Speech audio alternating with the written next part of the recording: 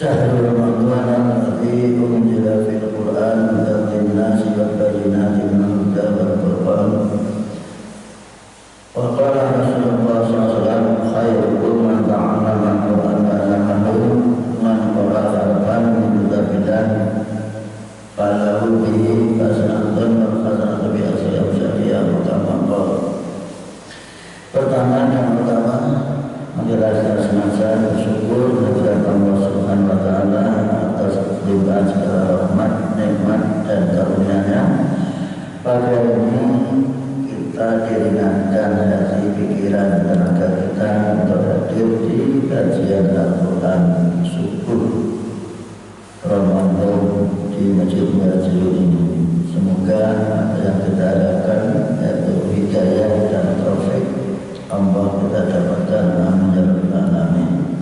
Salah satu syukur kita yaitu kita siap menerima bimbingan, petunjuk, panduan hidup dari Allah Subhanahu wa taala dengan cara membaca, mengerti dan memahaminya. Selanjutnya kita amalkan.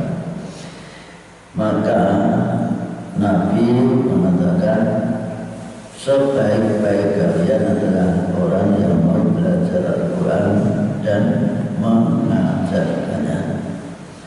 Banyak sekali karena diberikan Allah kepada kita, bahkan kalau kita lihat dari petunjuk-petunjuk para ulama atau para alim, didasarkan dari Al-Quran maupun Sunnah Nabi, itu sampai 40 poin yang diberikan kepada kita di dalam membaca Al-Quran. Marilah kita baca Fatihah bersama. A'udzu billahi minasy syaithanir rajim. Bismillahirrahmanirrahim. Alhamdulillahi rabbil alamin. Ar-Rahmanir Rahim. Maliki yaumiddin. Iyyaka na'budu wa iyyaka nasta'in. Ihdinas siratal mustaqim. Siratal ladzina an'amta 'alaihim ghairil maghdubi 'alaihim amin.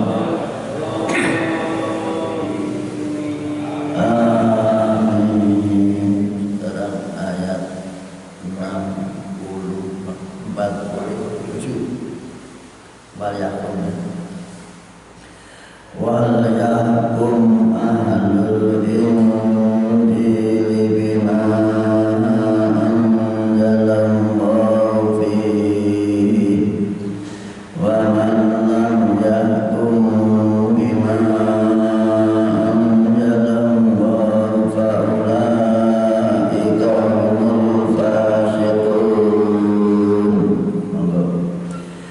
Wal yahkum ahlul kitab lagi. Wal yahkum ahlul injili bima anzalallahu fihi wa hum lima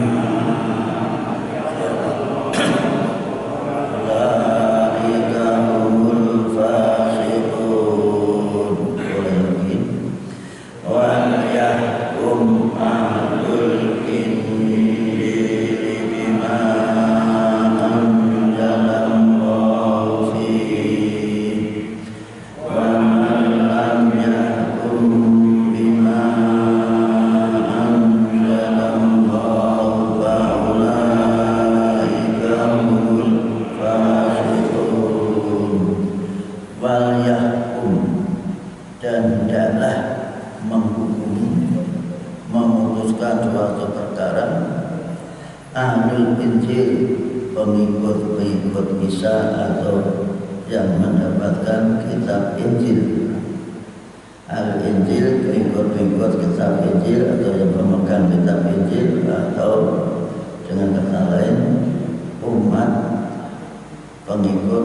Nabi Isa alaihissalam. Bima dengan ketentuan, bima dengan ketentuan hukum anzalallah yang telah diturunkan Allah fihi di dalam Injil itu. Jadi ahli Injil dipersilakan menghukumi perkara, mengatur masyarakatnya dengan kitab isi kitab Injil. Ahli Taurat disuruh mengatur masyarakatnya memakai kitab Taurat. Begitu juga ahli Quran juga diperintah untuk mengatur masyarakat, mengatur dirinya dengan Al-Quran. Maka ada 3 faktor: 1 yaitu kafir, 2 zalim, yang ketiga fasik. Tergantung sikapnya terhadap kitab yang dipegang atau diikutinya. Maka diberi sanksi ultimatum, warna lam yakum, siapapun yang tidak menghukumi, memutuskan suatu perkara bima anzalallah dengan wahyu ketentuan yang telah diturunkan Allah yang disebutkan dalam kitab Injil, fa'ulaika humul fasiqun, maka mereka tergolong orang-orang yang fasik. Fasik itu jahat, diberi minta petunjuk, diberi petunjuk tapi tidak dipakai, dikesampingkan. Yang kafir karena benci dan ingkar saja tidak mau menerima. Ada juga zalim, yaitu orang yang menghukum perkara mengikuti hawa nafsunya dan sengaja menyesatkan orang dari ketentuan yang ada dalam Al-Quran. Ini namanya zalim. Zalim itu yang menemukan sesuatu tidak pada tempatnya. Petunjuk yang demikian ditafsiri dengan tafsir yang lain. Contoh, bahwa kita dilarang mengambil pemimpin dari agama lain, tapi kita orang Islam menjadi saksi justru mengatakan hukum itu sudah tidak berlaku. Itu namanya zalim. Dan banyak kejadian seperti itu zaman dulu. Banyaklah muncul sekarang orang-orang yang bersikap seperti itu, bahwa Al-Quran dianggap sudah ketinggalan zaman. Pada sejak dulu Mekah atau pengikut Nabi Musa dipersilakan menggunakan hukum yang ada dalam kitab Taurat. Begitu juga pengikut Nabi Isa dengan kitab disuruh diperintah Taurat. Bahkan akhirnya disuruh Nabi silahkan amalkan, buktikan kitab seperti apa. Maka disuruh itu dalam surat Al-Imran dalam dikatakan Fa'tu Taurata Fatluha, datangkanlah buktikan kitab Taurat dan bacakan di hadapan saya. Kebetulan setiap nabi atau sahabat ada orang yang mantan pendeta, tahu persis isi kitabnya. Ketika dibacakan ternyata mereka sengaja ada yang dilewati atau ditutupi, sehingga kamu curang, itu tidak kamu baca ayat itu. Ini contoh aja, kita tidak boleh menutupi atau mengingkari atau menganggap ada ayat dalam Al-Quran yang sudah tidak terpakai.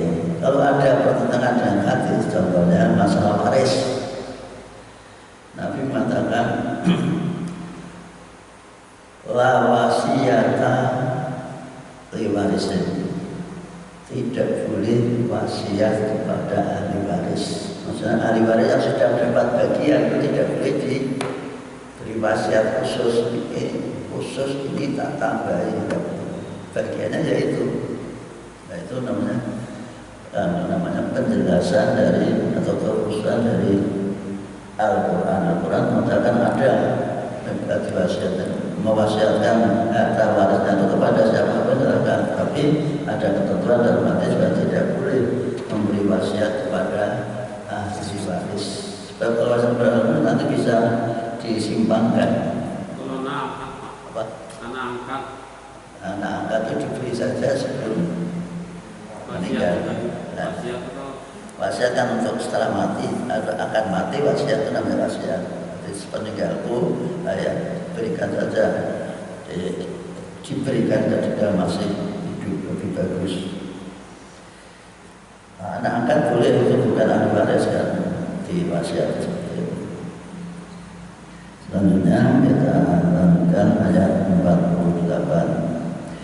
Wa anzalna ilaikal kitaba bil haqqi musaddiqan lima baina yadayhi minal kitab wa muhaiminan alaihi fahkum bainahum bima anzalallah wa la tattabi' ahwa'ahum amma ja'aka minal haqq. Nanti agak sulit. Likullin ja'alna minkum syir'atan wa minhajan walau syaa'a Allahu laja'alakum ummatan wahidah walakin liyabluwakum fima ataakum fastabiqul khairat ilallahi marji'ukum jami'an fayunabbi'ukum bima kuntum fihi takhtalifun. Monggo.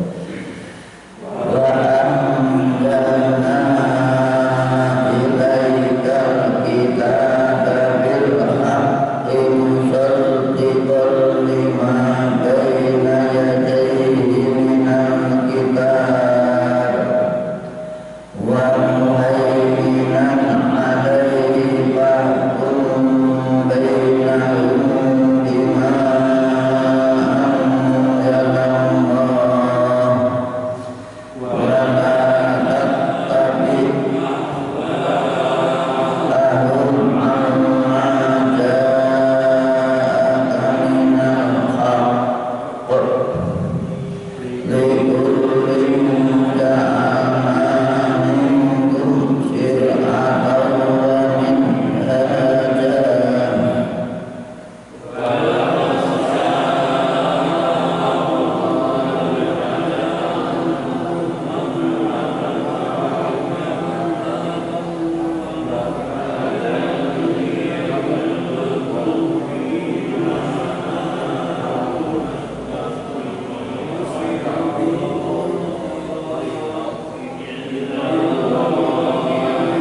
hukum jami'an wa yunabbi'ukum bima kuntum fihi takhtalifun. Wa anzalna, dan kami telah menurunkan, ini dasar dari takdim, kami menurunkan keagungan itu saya menjadi kami, seperti dengan bicara dengan saudaranya anta dibaca antum, kamu, antum. Jadi bahasa Arab seperti itu untuk mengagungkan, memuliakan itu asal mutakalim wahdah dalam bentuk jamak. Jangan diterjemahkan bahasa itu seperti bahasa Indonesia. Nah itu berarti jamak kami. Kalau kami apa berarti banyak. Jangan diterjemahkan bahasa kita, karena bahasa Arab itu untuk menunjukkan keagungan itu, kemuliaan itu dari bentuk mufrad atau mutakalim wahdah jadi mutakalim ma'al wahid ta'dil. Wa anzalna, dan kami Allah telah menurunkan. Apa yang diturunkan? Alkitab. Diturunkan kepada siapa?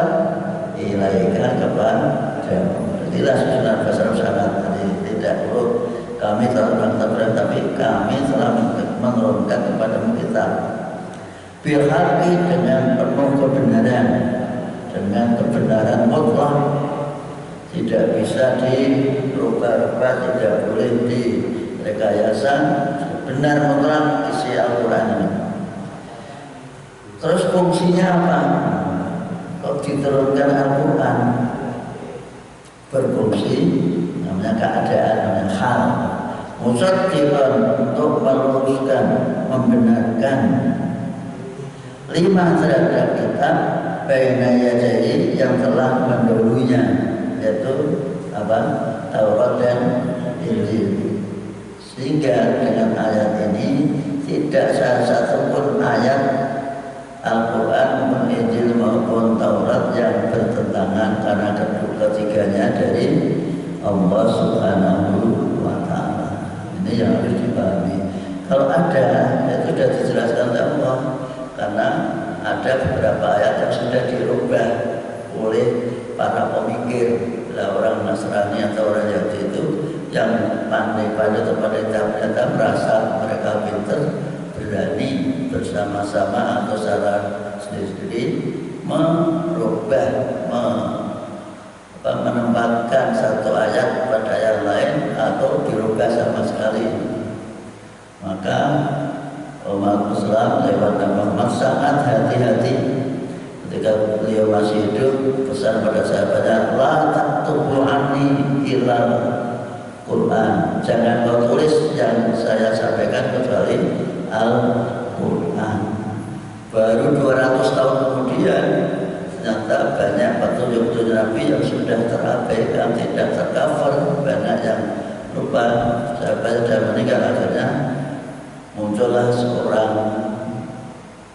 yang sangat peduli kepada sunnah-sunnah Nabi, sehingga disusullah, dikumpulkanlah beberapa informasi tentang apa yang Nabi kerjakan dan apa yang beliau ucapkan dan apa yang beliau restui ketika sahabat berbuat, sehingga muncullah namanya apa saja yang disandarkan pada Nabi, baik ucapan, perbuatan maupun pengakuannya, maka dikatakan hadis atau sunnah Nabi Sallallahu Alaihi Wasallam. Hadis itu ceritanya dengan sunnahnya itu amalannya ada. Hadis dan ada. Sama saya mengucapkan diceritakan pada orang namanya hadis, kan cerita. Tapi apa yang harus jaga itu namanya sunnah. Sunnah ini yang supaya tidak bingung kalau hadis ada sunnah. Hadis itu beritanya, sunnah itu apa yang diceritakan itu. Terlanjutkan di fungsi atau status dari kitab Al-Quran untuk meluruskan apa yang telah menurunnya, yaitu kitab Taurat maupun kitab Injil. Maka baina yadayhi minal kitab, jadi ma baina ini juga hakikatnya minal kitab.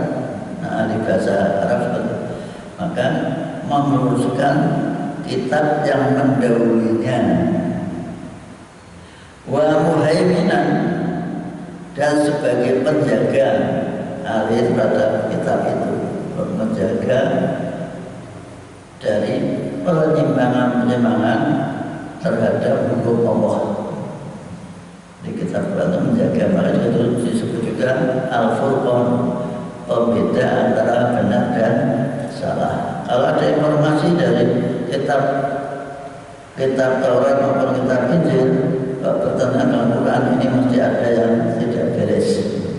Maka dari itu Muhammad hukumilah mereka, bainahum, antara mereka, persengketaan antara Yahudi sesama Yahudi atau Nasrani dengan Nasrani atau keduanya, bima Allah, dengan kitab wahyu yang telah diturunkan Allah, yaitu Al-Quran. Hukumilah mereka dengan Al-Quran, karena Quran itu tidak bertentangan dengan apa yang ada dalam kitab Taurat maupun kitab Injil. Wala tattabi, dan janganlah kau ikuti ahwa'ahum, keinginan mereka. Mereka keinginan itu hukum menurut keinginan mereka, pendeta mereka, tokoh agama mereka. Amma ja'aka, meninggalkan dari apa yang turun kepadamu, mendengarkan kebenaran yang ada pada dirimu, yaitu Al-Quran, karena mengikuti informasi atau kesaksian mereka, sehingga Nabi Muhammad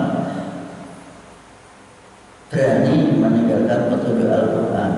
Ini catatan bagi kita umat Islam.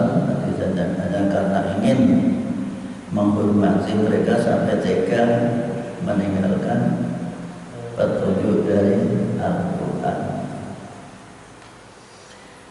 Karena likulin setiap umat ja'alna kami jadikan, kami bulatkan, kami tetapkan minkum di antara kalian, setiap umat di antara kalian, yaitu umat manusia, kami buat, kami jadikan, kami tetapkan syariatan, syariat, aturan, dan semua diatur segala dengan kitab yang diturunkan oleh Allah. Wa min hajat, dan ada jalan pemikiran.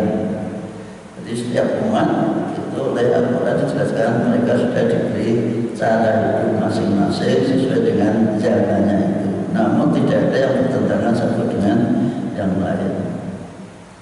Maka diingatkan lagi, walau Allah, seandainya Allah menginginkan, menghendaki, la ja'alakum ummatan wahidah, mesti kalian dijadikan umat yang satu umat, satu aturan, satu petunjuk, satu jalan hidup, semuanya satu.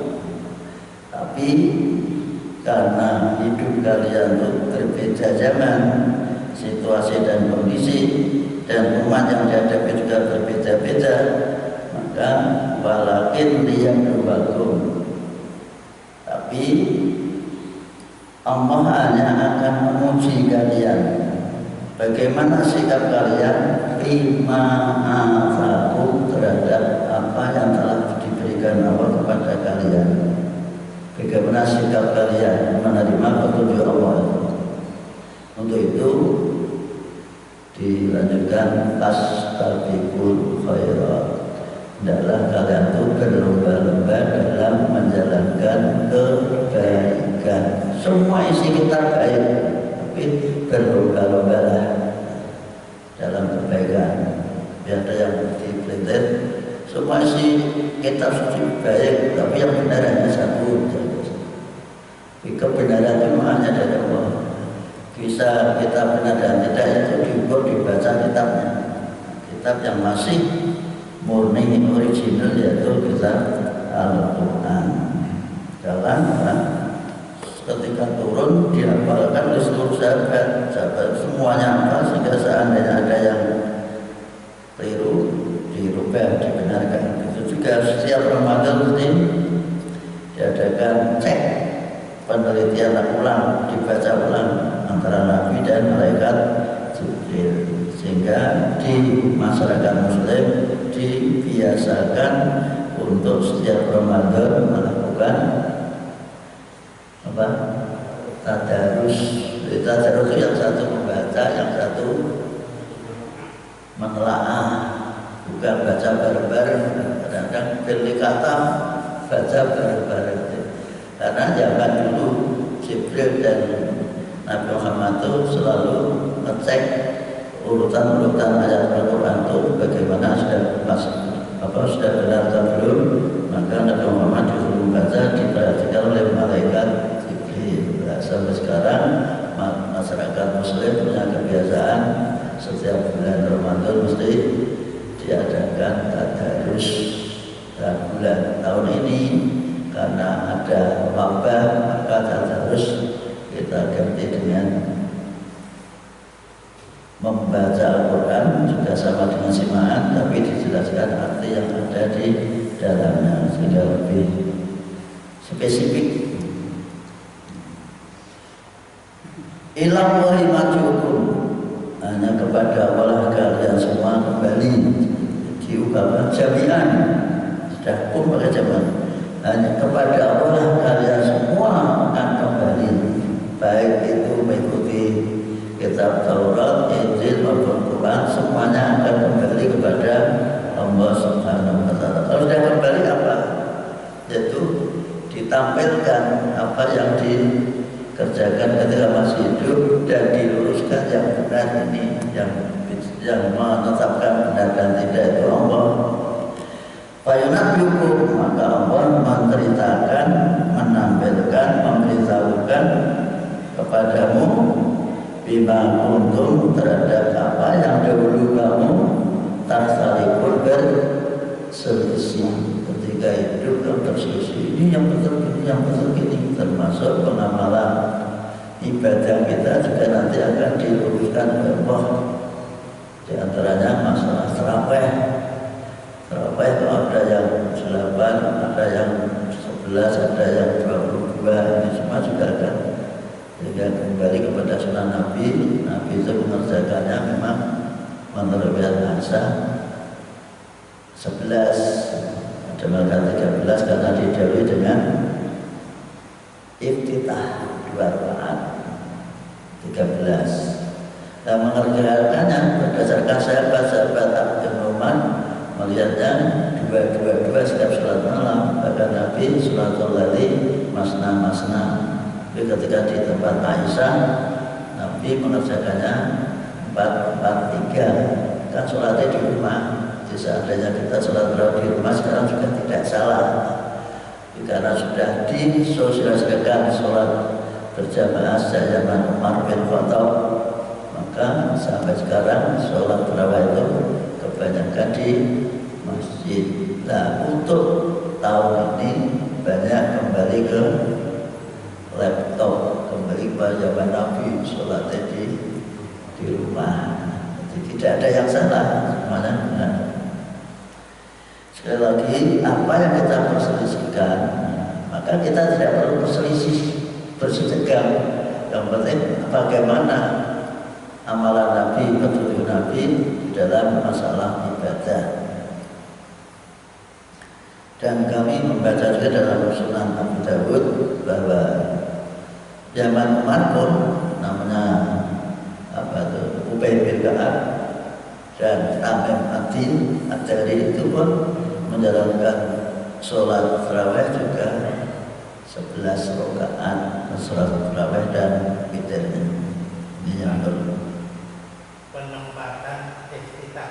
Yeah. Kan ada yang sore itu ada iftitah karena di selatan sana. Yeah.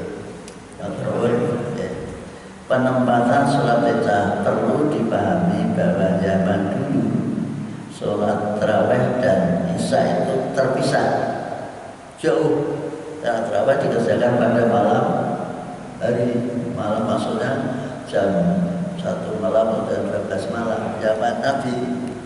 Sehingga sebelum sholat tarawih itu mereka mengerjakan istilah cara bahasa kita pemanasan 2 rakaat sebelumnya disebut sholat iftitah. Nah sekarang karena terkait dengan isya, setelah isya kita sholat ba'diyah isya. Tentunya boleh-boleh saja asal bisa diatur. Iftitah penempatannya sebelum sholat tarawih dikerjakan 2 rakaat namanya sholat iftitah. Dan sebagian ulama masih ada yang berpegang pada itu. Setelah sholat isya, sholat malam hari atau itu isya terus 2 rakaat. Baca isya terus sampai lagi 2 rakaat setelah, tapi iftitah boleh dikerjakan seperti itu. Nah, kita akan melayani umat. Nah, kita ingat sejarahnya dulu bahwa Nabi mengerjakannya pada tengah malam sholat tarawih. Nah, di Indonesia sekarang dikerjakan tengah malam. Ya, bisa dijamin pasti. Nah, yang di masjid saja tidak sanggup, apalagi yang di rumah. Jadi Nabi ini harus diingat, Nabi mengerjakan tengah malam. Maka ketika mereka keluar ingin makmum Nabi, tiba-tiba tidak hadir keluar masjid. Subuh Nabi tiba lagi. Rasul tadi malam lupa menunggu dengan keluar dari rumah kok tidak keluar.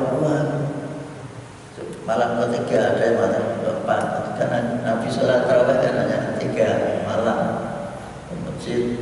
Setelah melihat Nabi sholat malam pada Ramadan itu, kemudian sahabat dengar terus ketutulan dari mulut ke Nabi menghidupkan malam Ramadan. Ayo dong. Ketika sama keluar semua, Nabi malah tidak keluar. sahabat kan ana sing watake keras ana sing lunak. Tiwas bapak. Tiwas aku teko jebule rapi orang kecewa dengan ini ada sembako, ada apa BLT apa BLT jebule anune kosong orang termasuk. Nah ini jadi kecewa, akhir pagi-pagi sholat subuh di pelayanan. Kenapa tadi tidak keluar? Sebenarnya saya bukan ketidur, tidak melihat. Saya melihat keadaan semua, tapi saya berpikir praktis. Saya berpikir kalau saya datang, kemudian kita sholat bersama-sama, saya takut nanti menjadi diwajib. Kalau diwajibkan, kamu sekalian nanti akan kerepotan sendiri. Ya mungkin kamu karena dekat dengan saya tidak repot, tapi generasi berikutnya juga mereka maka sengaja saja tidak keluar. Ini fakta bukti bahwa sholat tarawih itu tidak wajib, sunnah.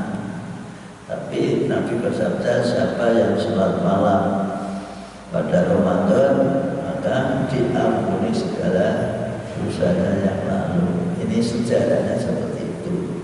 Maka setelah zaman Abu Bakar ya berjalan seperti itu.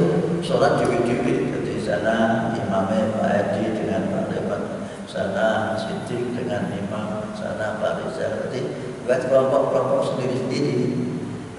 Ketika pertengahan pemimpin Umar melihat, tak lihat ke sing perkutu, acara juga sing perkutu tadi.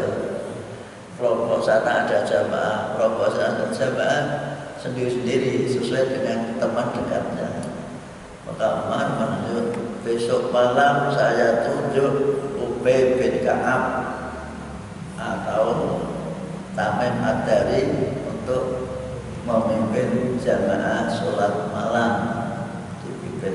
Maka dijalankanlah sholat malam. Mengerjakannya pada masa Umar juga seperti itu, yaitu 11 rakaat. Maka adik saya sampai itu sudah dengan milih mengikuti Nabi atau mengikuti Umar. Pada Umar juga 11, maka berani seperti itu karena ada informasi 11. Dan pada waktu itu setelah zaman Muawiyah dimengatakan Umar bin Abdul Aziz karena banyaknya umat dikerjakanlah dengan jumlah yang besar itu, agar maksudnya ada dua alternatif agar mereka tidak terlalu menggebu-gebu. Ini yang pertama. Yang kedua, karena zaman Nabi yang sahabat itu membacanya 1 rakaat 1 juz 1 rakaatnya, sehingga semalam itu sebisa mampu mulai jam 11 atau jam 12 sampai subuh. Maka dikatakan kalau kamu sholat tarawih atau sholat malam tiba-tiba mendekati subuh, witirnya cukup 1 rakaat saja. Sampai dikatakan itu karena sudah lama sekali dan jangan tidak mencari yang hafal Quran, tapi yang imam sendiri juga tidak sanggup berdiri 1 juz juga. Siddiq ada sanggup yang jauh-jauh dari Kalimantan. Ini yang harus dipahami. Maka agama itu supaya tidak memberatkan dikerjakanlah dengan cara ya jumlahnya 22 sampai sama 4 sama dengan 8 lamanya juga sama dengan yang 20.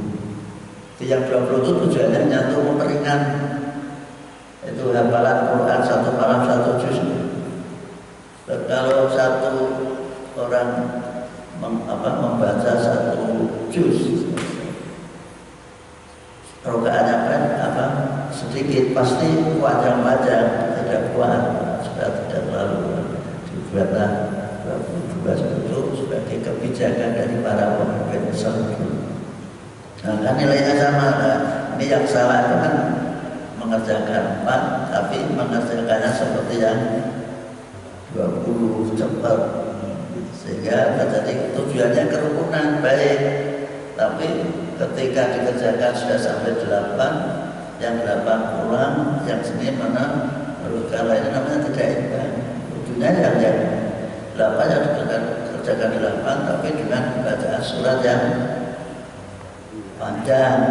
Tapi kalau dipanjangkan makmumnya dasar panjang sedikit saja sudah bekok-bekok, apalagi panjang sudah. Ini harus.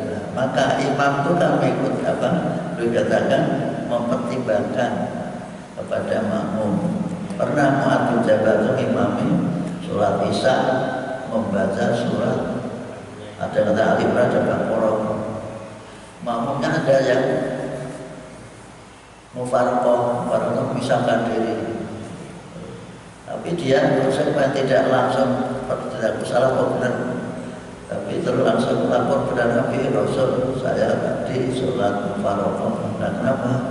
Habis Mu'adz bin Jabal itu membacanya ada panjang sekali, padahal saya punya kambing, saya punya toko, belum saya kunci. Ini alasan. Akhirnya Mu'adz bin Jabal dipanggil. Apakah kamu ingin membuat menyiksa orang jamaah? Yang jamaah itu ada yang tua, ada anak-anak, ada yang punya hajat.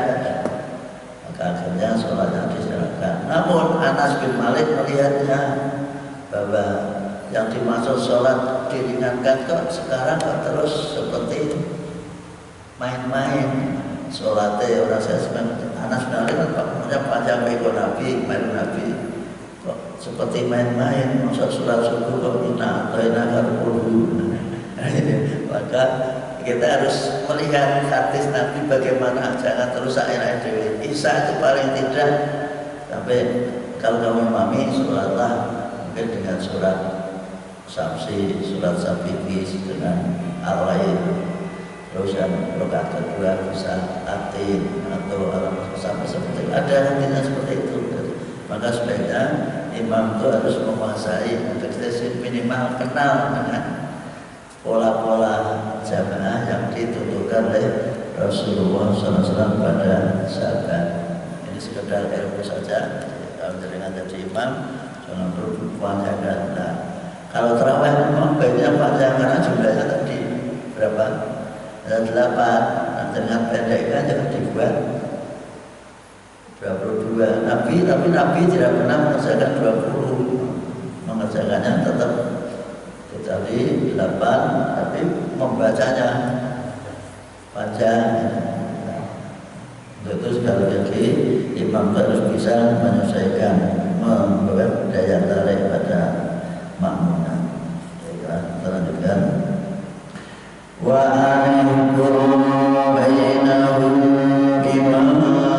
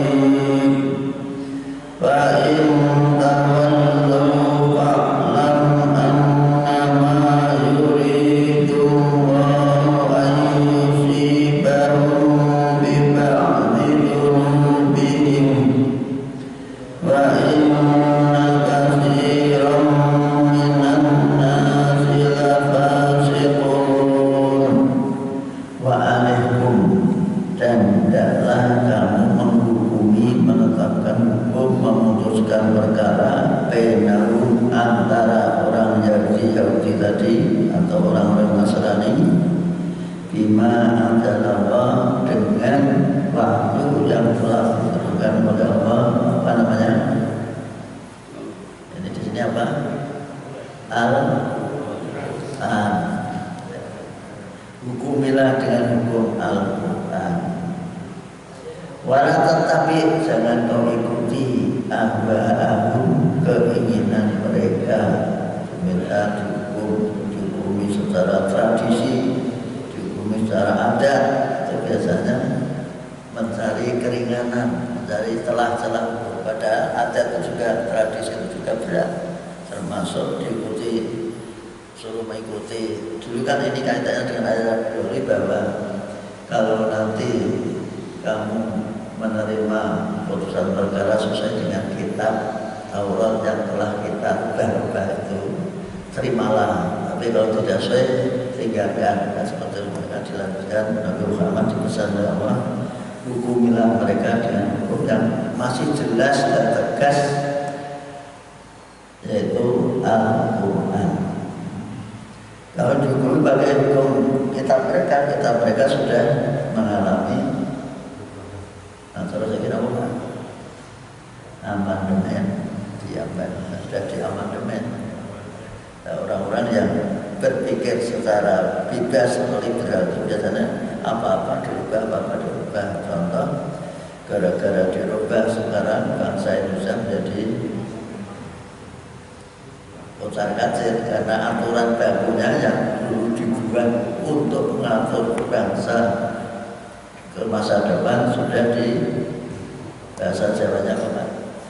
Losa asik, dirubah. Maksudnya baik, tapi aturan-aturan baku yang pendek-pendek itu malah diperpanjang, dibuat berbagai macam ayat, akhirnya menjadi kerepotan sendiri. Ya, contoh pemilu dan sebagainya itu merepotkan sendiri. Nah, terus tadi itu juga Nabi dipesan jangan kau ikuti keinginan mereka. Wahdaru, tapi waspadalah, hati-hatilah terhadap mereka. Ayat timuka, bila sampai mereka menyesatkanmu, mereka sengaja untuk membuat kita kesesatan. Maka orang-orang, maaf, para pengacara itu sebetulnya tujuannya untuk menyesatkan pola pikir hakim agar mengikuti, disampaikan, dijejalkan berbagai macam aturan-aturan itu, akhirnya seperti pemilu itu, sehingga sebenarnya yang benar bisa salah benar itu tergantung pengacaranya, kepandaiannya mengatur siasat, berdiskusi, menyampaikan pasal-pasalnya atau undang-undangnya. Ini tugas siapa? Tugas pengacara itu seperti itu. Karena apa? Kalau tidak bisa membawa keringanan hukum atau membenarkan apa yang dikerjakan oleh pasiennya, maka dia tidak mendapat tambahan fee. Maka mereka akan untuk membela itu tujuannya fee. Nah, fee itu bisa dibagi-bagi, termasuk hakimnya, jaksanya bisa dapat bagian. Maka ada semacam komitmen atau agreement. Perkaranya dibesarkan apa itu ada seperti itu. Pengacara itu sebab tetangga saya itu mantan pengacara, dibuat besar atau dibuat kecil. Kalau sekiranya yang berperkara itu patut dan cara apa itu namanya santanya itu besar, santanya itu banyak, baiknya diperbesar. Dan nanti kita dapat tanya, kalau sekiranya orang itu dibuat berat saja biar dihukum, untuk meringankan hukumannya yaitu harus diperas lagi. Itu modelnya namanya pengacara. Pengacara itu kan ngatur perkara, ini sekian. Maka rata-rata hakim, jaksa, termasuk polisi itu yang sekarang ada pengacara itu menjadi kaya, tapi bukan akhirat berarti. Sekali lagi, jangan sampai kamu waspada disesatkan oleh mereka. dari ayat-ayat yang sebagian yang terangkan padamu. Bisa juga ayat ini dibantah dengan pendapat mereka. Ini maka perang ayat, hati-hati terhadap Al-Quran itu bisa juga ada kata-kata yang bisa diartikan berbagai macam arti. Maka muncullah ahli tafsir.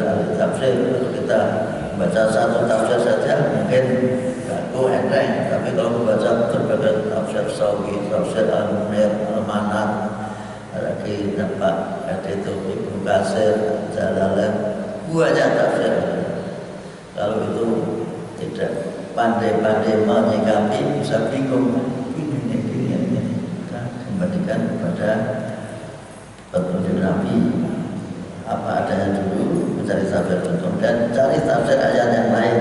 Contohnya la yamassuhu illa mutahharun, tidak bisa disentuh Al-Qur'an kecuali oleh orang-orang yang disucikan. Mutahharun, disucikan. Saya pernah diskusi dengan lulusan Al-Azhar. Mutahhar itu mereka orang yang bersuci. Tapi sebetulnya bentuknya enggak bentuk objek, tapi bentuk maf'ul yang disucikan. Orang yang bersuci dengan disucikan itu berbeda. Nah, bersuci itu setelah wudu nyentuh Quran. Bila disucikan itu melahirkannya bersih, yaitu para malaikat. Yang dimaksud kita membangun kitab yang terjaga dengan kuat saja yang ada di Lauh Mahfuz. Tafsirnya apa Pak? Surat Al-Buruj diterakhirkan fi Lauhin Mahfuz. Itu yang tidak bisa disentuh. Kalau kita lihat harus disentuh. Hanya etikanya lebih baik berwudu, itu etika, tapi tidak wajib. Sunnahnya kita berwudu. Ini yang perlu menyikapi ayat apa tadi? Ayat antara satu dengan yang lain. Satu tidak bisa kecuali orang yang disucikan. Disucikannya malaikat yang bisa menyentuh kalau apa itu malaikat, atau yang tahu benar tafsir atau pengamalan daripada Al-Quran ya mereka para malaikat yang ahli. Kita dijelaskan sesuai dengan kemampuannya, maka ittaqwa mastata'tum, takwalah kepada Allah sesuai dengan kemampuanmu. Jadi jangan sampai mengikuti yang lain sesuai dengan kemampuan kita. Wa inna katsiran, bisa juga dimulai terlibat. Wa intawalu, kalau memang mereka berpaling tidak mau mengikuti apa yang kamu putuskan, fa'lam, maka ketahuilah annama yuridullah, bahwa Allah menginginkan menghendaki ayusibahu bibali minhum, agar mereka terkena dampak daripada sebagian dosa mereka.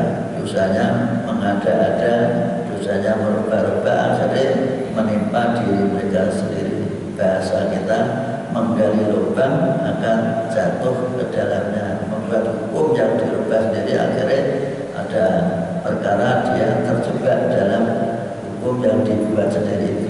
Ini yang harus dipahami. Maka Quran harus dikerjakan apa berat atau ringan, kerjakan apa adanya, insyaallah akan menjadikan baik.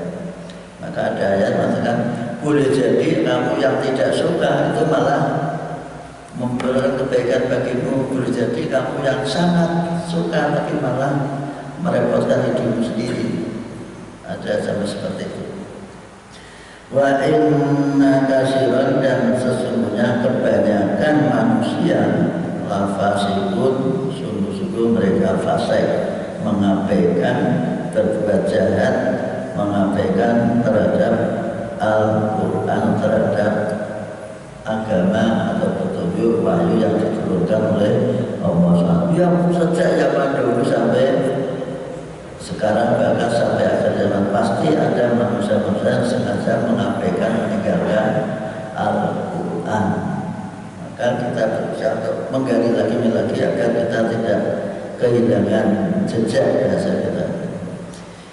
Apa hukumal jahiliyati yabghun wa man ahsanu minallahi hukman liqaumin yuqinun.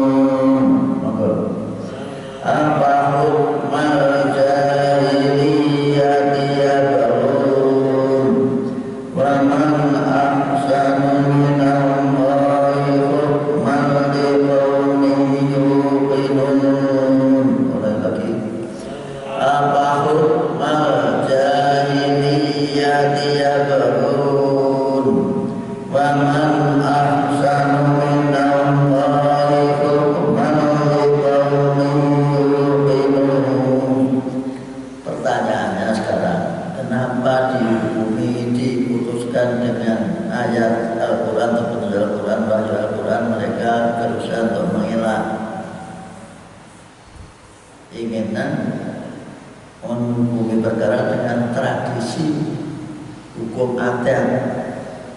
Padahal hukum selain hukum Al-Quran itu sebenarnya dibuat hukum jahiliyah tanpa mengandung nilai kemanusiaan, nilai kemajuan, nilai kemodernan, bahkan nilai kemanusiaan tidak. Jadi sekali lagi hukum yang dibuat, aturan yang dibuat tidak mengacu pada Quran itu disebut hukum jahiliyah atau tauhid. Ini harus diperhatikan. Kita jangan terlalu keras-keras, tapi yang jelas Allah menginformasikan hukum apapun sampai akhir zaman kiamat kalau tidak mengacu pada Al-Quran itu namanya hukum jahiliyah atau hukum tauhid. Sakar kedewi mengikuti hawa nafsu. Yang hawa nafsu itu dialiri oleh siapa? Setan, iblis. Ini harus dipahami. Maka dengan besok jadi presiden, ya, harus berpikir bagaimana agar nilai-nilai Al-Quran itu bisa kita wujudkan. Lah, di waktu-waktu semuanya sudah diwujudkan dalam bentuk-bentuk pasal sesuai dengan Al-Quran. Tapi oleh orang-orang sekarang masuk undang-undang kitab suci tidak bisa dirubah.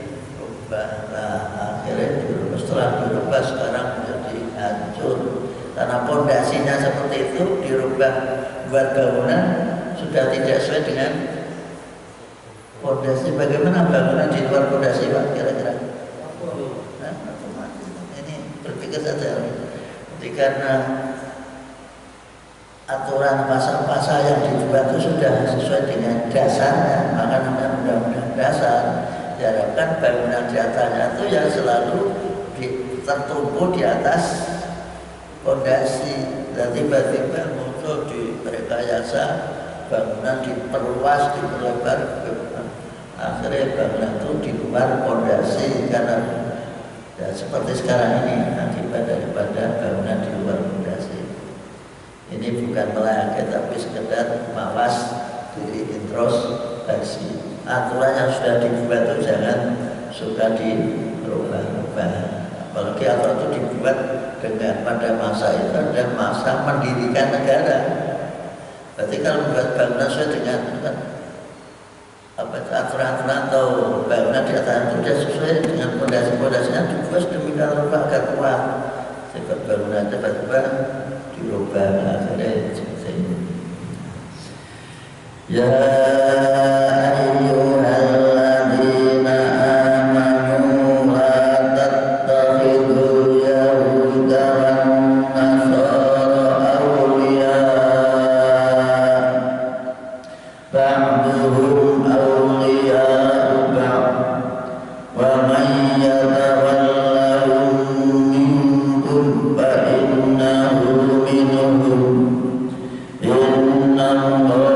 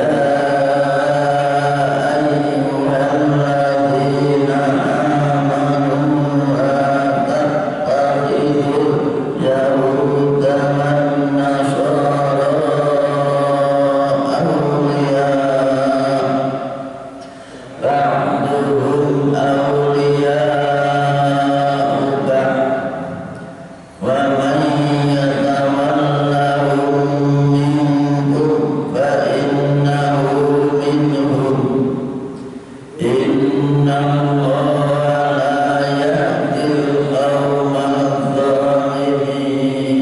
Inilah yang terkenal di Indonesia ayat Al-Baqarah.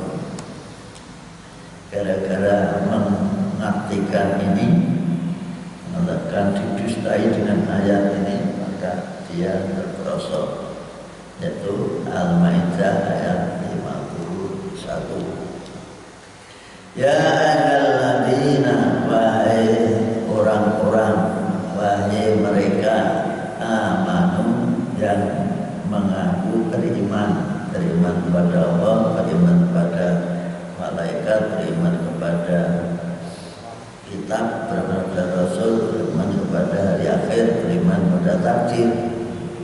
Wahai orang-orang yang mengaku beriman, la tattakhidhu, jangan kau ambil, jangan kau jadikan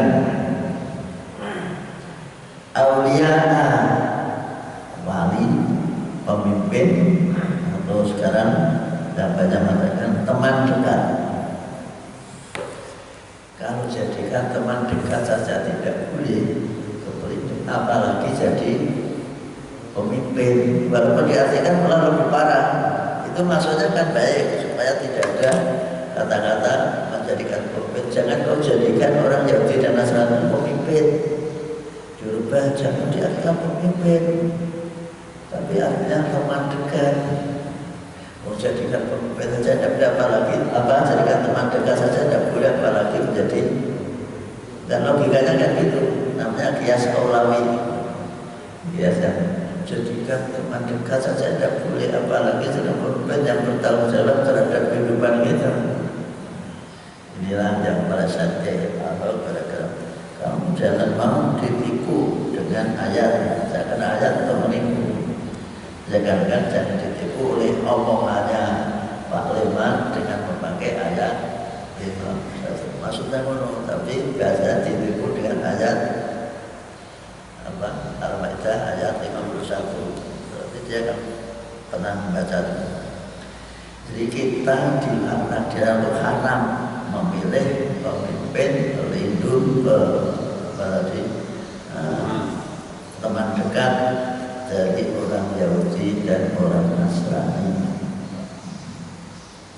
Ingat pada ayat 13839, ayat 13839 itu kan meninggalkan orang yang beriman, maka kalian akhirnya besok di akhirat akan dikumpulkan. Lah orang memilih Yahudi Nasrani teman dekatan pasti ada pertimbangan. Jangan satu menguntungkan, jangan mereka terlalu fitnah. Itu juga bisa dikhawatirkan kalau dipimpin oleh orang Islam kan tidak ahli zaman dulu. Karena orang Arab itu sudah terkontaminasi bahwa orang Yahudi, orang Nasrani itu orang yang lebih pintar karena dituruni kita. Sedangkan orang Arab kan belum pada waktu itu ada. Baru ada Nabi itu, anggapan seperti itu sudah melekat di hati orang-orang Arab. Karena itu setelah Islam berada di Madinah kuat, maka Allah memberikan petunjuk kepada Nabi Muhammad dalam memimpin negara. Ini termasuk petunjuknya, karena ayat masalahnya baik orang Muhammad berarti kan ini dipikirkan masa depannya, bagaimana masa depan. Kalau sampai di Indonesia, karena ini wahyu Allah Maha tahu. Wahai orang beriman, jangan sampai kalian menjadikan orang-orang yang Nasrani sebagai pemimpin, sebagai teman dekat, sebagai pelindung. Nah, anehnya sekarang tuh orang Islam malah anaknya di sekolah lagi di sekolah alasannya tertib, maju. Kalau saya itu menjerumuskan anaknya, karena mereka tetap punya misi untuk menyebarkan pahamnya. Kenapa kita dilarang? Karena ba'duhum awliya'u ba'd. sebagian mereka adalah melindungi, sebagian dari mereka saling melindungi, punya iman. Ini dicontohkan dalam kehidupan sehari-hari sampai ada seorang turis datang ke suatu negara, mau pergi jalan-jalan, suruh mencarikan taksi. Nanti supirnya orang Jawa, taksi, supirnya orang Arab, taksi lagi, supirnya orang asing. Setelah taksi ada orang Yahudi, orang Israel baru. Dan setelah ditanya, karena dia ingin menghidup-hidupkan saudara-saudaranya yang seagama atau seras. Nah kita tidak mau digitukan. Nah, itu repotnya orang Islam kan disuruh ukur untuk membuat mereka bangkrut dalam orang Islam belanja di tempat toko-toko pribumi. Tapi jawabnya, lah pribumi itu belanja ini pabrik. Itu kadang-kadang gitu. Padahal kita menghidupi masyarakat kecil. Kadang-kadang kita itu repot sendiri. Masyarakat kecil kita kalau jualan itu senengannya mencari untung yang banyak, harganya tinggi, sehingga akhirnya milih ke swalayan yang kecil-kecil apa, Maret itu. Masih model Maret itu. Seperti itu Pak kondisinya. Jadi kadang-kadang bingung ya, hanya kita mau belajar. Padahal masyarakat itu punya kebiasaan mencari harga yang walaupun terpaut 25 rupiah. Saya teringat kepada swalayan itu barang yang murah dibuat tidak utuh. Saya masuk pertama ke Jogja itu cara dekat Triharjo itu dalam Mutiara. Baju di swalayan itu beri korek itu harganya 25 rupiah. Tapi ketika membeli barang yang berharga berapa, terus banyak sekali. Jadi barang yang kecil-kecil itu tidak ambil untungnya. Nah, orang itu kan membantu berapa, korek itu harganya. Padahal sengaja permainan seperti itu. Nah, kita tidak namanya termakan oleh permainan harga seperti itu. Nah, terus sekali lagi anjuran yang bagus, tapi kita yang sulit dikendalikan. Belum repot-repot duit jadi padahal kita bersaing dalam hidup ini. Nah ini termasuk di awalnya bagian kamu, sebagian mereka jelas adalah saling melindungi pada sebagian yang lain, sehingga mereka belajar kepada sama. Sampai numpak taksi saja milih supir yang sesama ras dan sesama agama, sampai seperti itu. Karena ini menolong. Nah, tujuannya menolong agar ini mendapat rezeki untuk menghidupi keluarganya.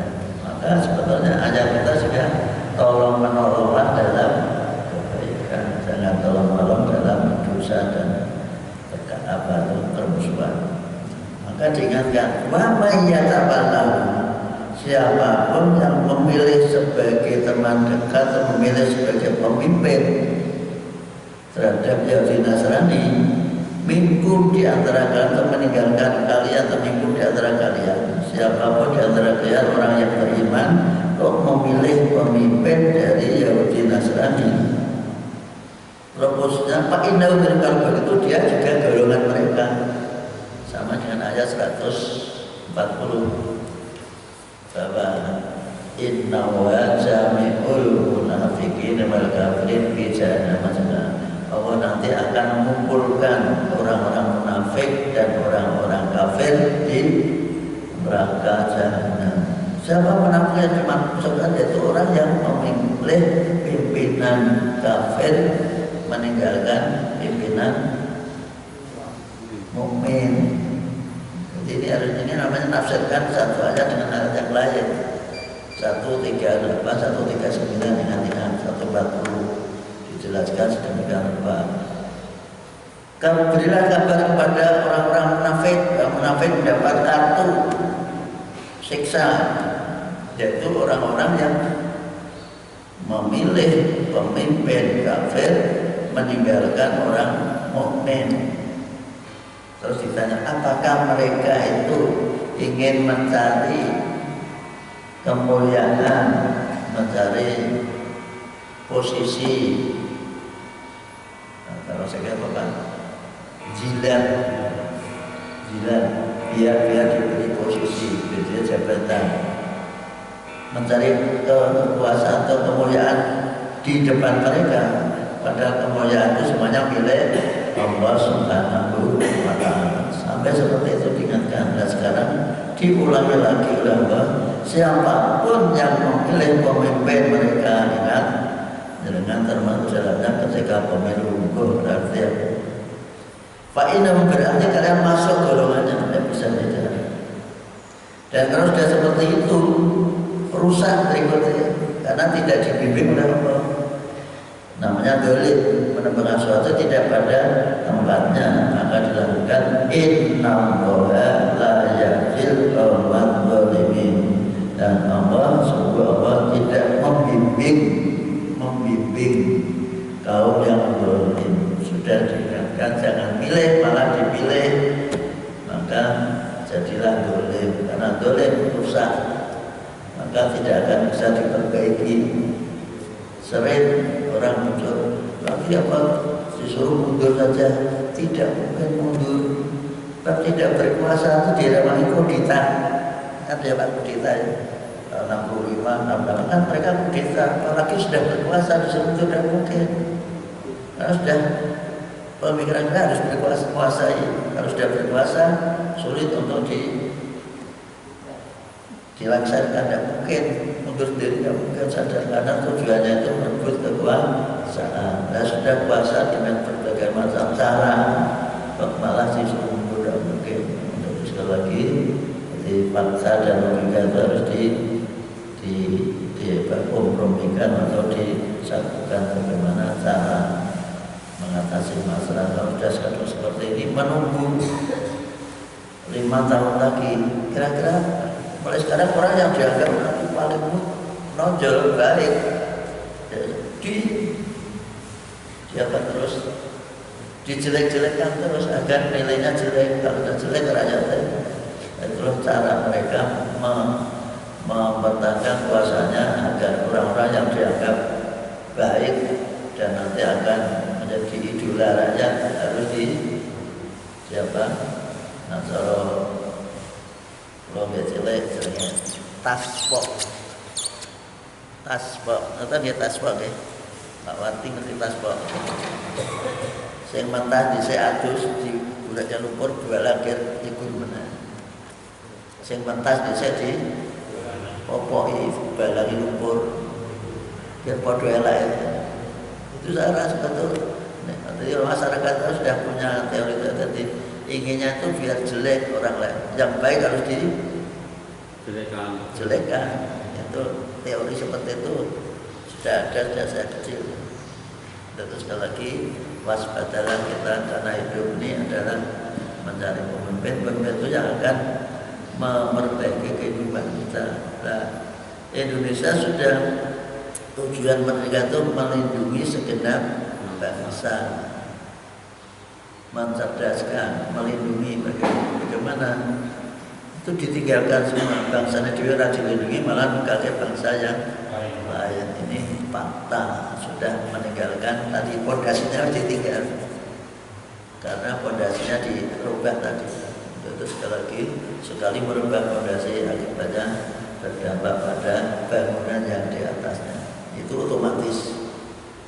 Maka jangan pondasi semua, tapi jangan sampai buat bangunan di luar pondasi, pasti bangunan yang akan hancur. Terima kasih. Kita bersama dengan bacaan alhamdulillah.